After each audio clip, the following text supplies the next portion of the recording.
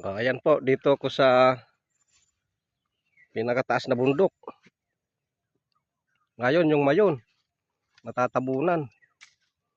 Yun, mayon yun, no? Dito yung taniman namin dati. Ayan. Ayun, yung mayon. Ayan. Kagandang kapaligiran.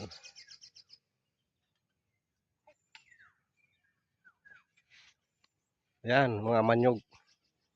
Ito yung nyogan namin. Ganyan. Paikot. Taniman ng utol ko. Nung bata pa ako, dito kami nagtatanim. Sa lugar na ito. Bubundok. Wala nang gaanong tanim.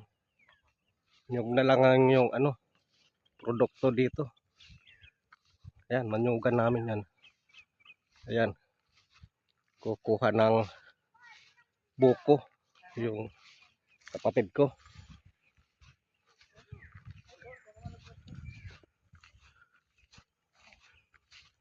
Parang buko, Tot. Doon kitito mo. Kukuha raw ng buko. Doon. Di tayo. Kuha kami ng buko. Ito, nagtatanim ng mais nila ulit. Oo, ito yun. Sari kami guno.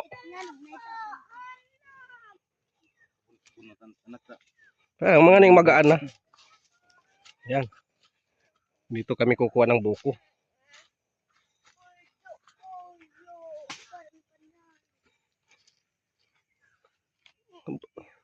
Doon yata eh. Ay, buko. Aakyat yung utol ko. Ay.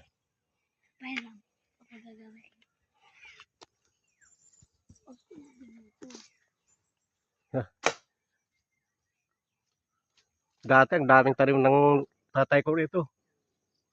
Yung taniman niya nung nabubuhay pa siya. Ayan, oh. Ngayon utol ko nang pumalit. Ayan, ganyan. Di ko na kayang akyatin yan. Oh. Dati yung kabataan ko, walang tatalo sa akin sa akyatan dito. Ito, makatanim mo ito mga Gemelina.